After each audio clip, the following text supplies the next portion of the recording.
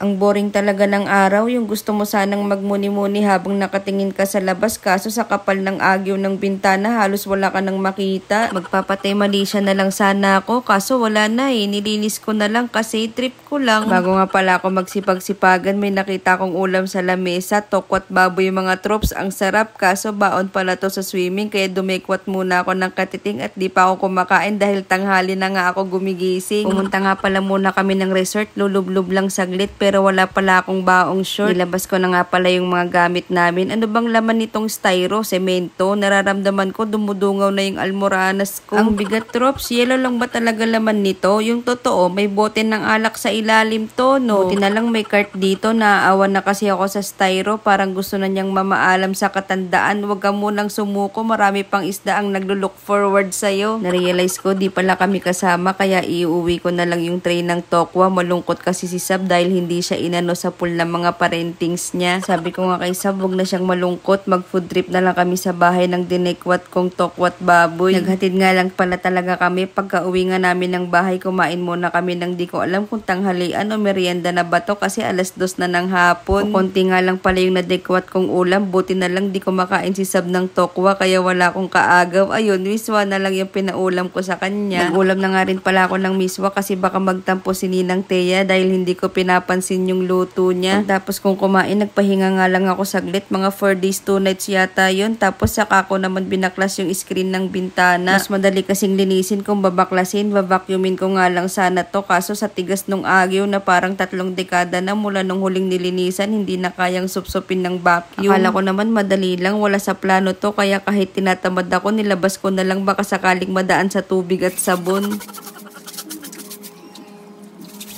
Kalahati nga lang muna pala yung kinuskus ko para malaman ko kung may sense ba yung pinagagagawa ko. Mukha namang effective yung sabon. Next week ko na nga lang itutuloy yung 50% ng screen na to kasi sumasakit na naman yung biceps ko. Habang nagkukuskus naman ako ng libag ng screen sa labas, inutusan ko naman si Sab na videohan si Ninang niya habang nagsusupsop ng alikabok sa loob. Ha? Nagsusupsop? Anyways, pagtapos ko nga pala ibigay yung buong lakas ko sa pagtanggal ng libag, may natitirang energy pa naman ako para mag-surgery ng mga butas. Taray, surgeon yan. Ang dami na palang sira nito pero hindi naman kailangan palit agad ng bago. Tahi-tahi lang, pwede pa yan. Siguro naman hindi na makakalusot yung mga palaka dito. Ikinabit ko na nga yung screen, nalagyan ko na rin ng tornilyo, tapos may nakalimutan pala akong ilagay na bakal na support system ng screen na to. Ayun, baklas ulit. Hay, sabi na 3:00 na kasi ng hapon, merienda time na dapat to Pameriendahin nyo kaya muna ako. Alam nyo namang hindi nagpa-function yung brain cells ko kapag nalilipasan ako ng gutom. Ma, parang gusto ko ng bulalo. Wow, malinaw na. HD na yung quality kapag may chismis. Kitang-kita ko na kahit yung chismis hanggang dulo ng kanto. Hindi pa nga kami nakontento. Pati screen ng pinto, nanggigigil ako. Pag gabi kasi mahirap manood ng chismis sa side na to. Puro agyo lang kasi yung nasasagap ko. Pangit pa naman ang quality, lalo kapag kagabi, blurred. Mahirap ngang baklasin tong screen ng pinto. Kaya ang ginawa ko, kumuha ko ng hose para di ako mapagod. Ayun, pumasok yung tubig sa loob. Hindi pa nga ako satisfied sa quality, kaya kinuskus ko ulit para mas luminaw. Ayan, perfect. Kitang-kita na sino yung nag-aaway. Sa wakas, tapos na nga ako magsipag-sipagan, kaya tinawag ko na nga ang mga childrens dahil kanina pa sila nangungulit magmerienda. Kaso nakatulog na pala sila kakaantay. Di don't, at least solo ko yung merienda. Tapos lumabas si mama, scripted lang pala ang lahat. Inutusan pala nila si mama na sabihin na tulog na daw sila para mag-guilty daw ako na pinaghintay sila.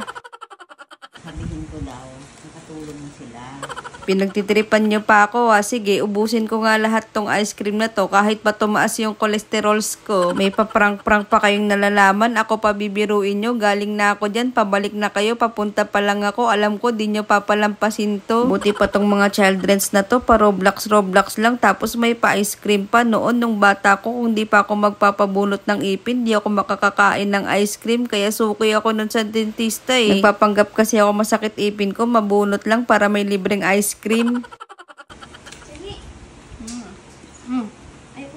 Wow, kung yung kinagata mo pa yung bibigay mo sa may-ari ng ice cream.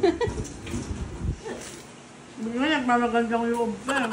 Feeling ko hindi pa yata nabusog yung large intense ko, kaya kumain na lang ako ng tinapay pampalipas oras. Ewan ko na lang kung di ka pa ma-boredom strike. Pagtapos mabusog, nag-no trespassing nga pala ako sa bahay ng kapitbahay. Narinig ko kasi marami daw silang ipis at langgam. Buti na lang may insenso kami dito pang insekto, kaya nag-initiate retreat na ako magpauso. For the final stick, quitis naman sisindihan ko para matakot yung mga langgam at ipis. Tapos iiwan ko to ng mga 5 days and 30 minutes para makulob yung usok sa loob. Ang OA ng 5 days, 30 minutes lang. Binalikan ko nga after 30 minutes, ayun yung mga langgam na matay. Kaninong patay na buhok to, nadamay. Oh, may nagsi-50-50 na dito. Mamili ka, usok o tsinelas ni mama.